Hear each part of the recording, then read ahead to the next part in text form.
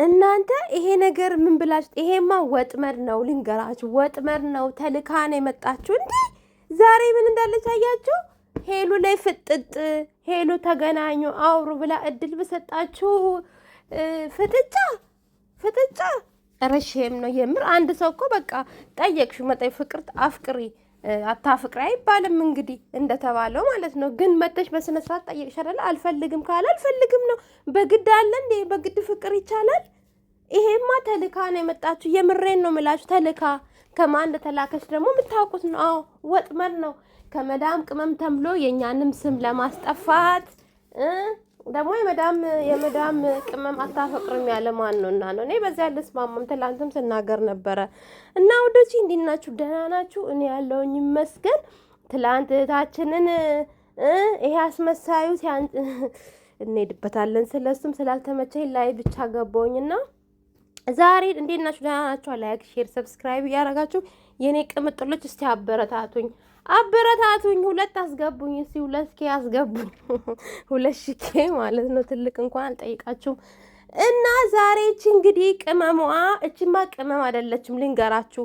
ከማን ነው ተልካ የመጣችሁ? ከዚህ አስመሳይ ነው ተልካ የመጣችሁ። ምክንያቱም በብዙ ነገር ሄሉን ለማጥመድ ብሎ ሄሉ አልተሳካላቸውም። በማመጡ ልዑልን አፈቅራለሁ በሚል ነገር ማለት ተልካን የመጣችውማ ባትላክ ኖሮማ እርግጠኛ ነኝ እንደዚህ በምን ኮንፊደንስ ነው ሄሉ ልትናገር የቻለችው? እናንተ ሳታፍር እኮ በቃ ያለ ምንም ጥፋቷ እኮ ሄሉ ማመነጫጨቅ። አንቺ ምን አገባሽ? እንደውም ሰምቻለሁ ምናምን ሳታቅ ነው አስባ ያወጣችሁ። ታውቃላችሁ አይደለ? ሳታስብ ነው ይሄንን ነገር ያፈነዳችሁ እንጂ በዚህ ሰዓት ማውራት አልፈለገችም። እንዴ ቤቷ አስገብታ ሻይ ቡና ብላሽ። እንደው ሄሉ እኮ እድል የላትም። የምሬን ነው ምላችሁ። ማርያምን አያችሁ፣ ተመልከቱ ብቻ ቤቷ አስገብታት አታናግሬዋለች። ችግር የለውም ተረዳት ብላ ስንት ነገር ያደረገችልሽ እኮ ሄሉ ናት።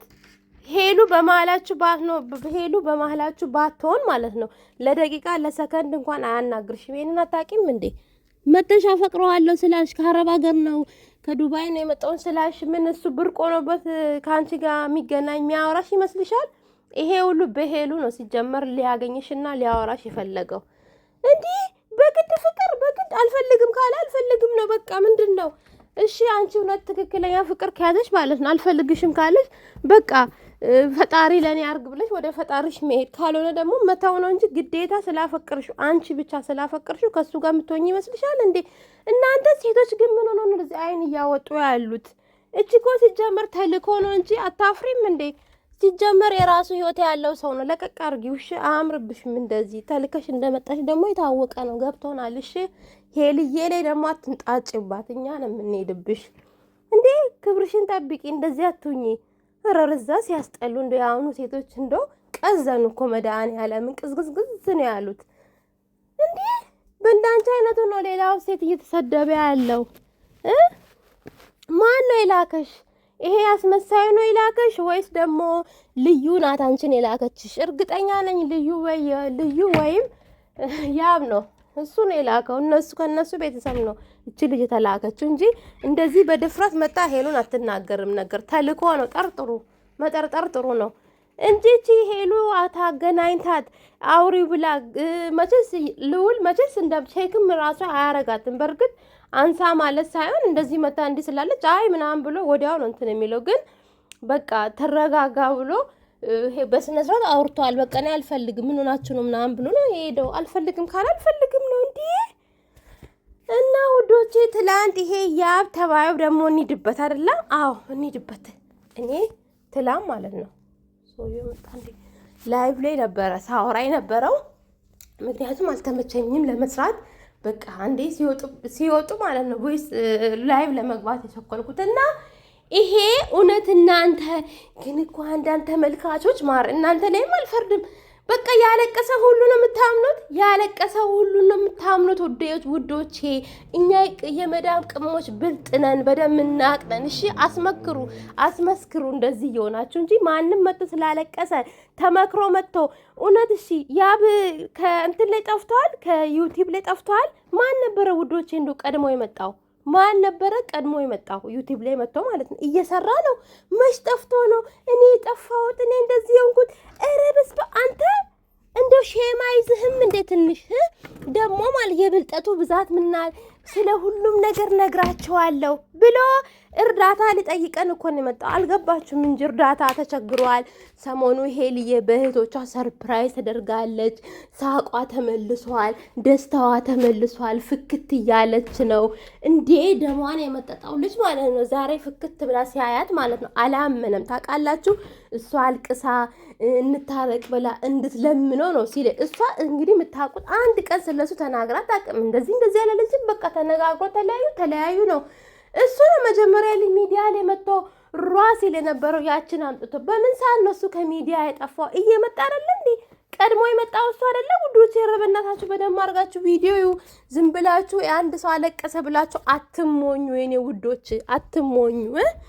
ደግሞ የእጁን ያገኝ ማን የእጁን አግኝቶማ ሜዳ ላይ እንደመጣ አየን እኮ። ይኸው ገና ደምንባ ያለቅሳል። ደምንባ ማለት ነው። ግን ተመክረን እንደመጣ እኮ ያስታውቃል።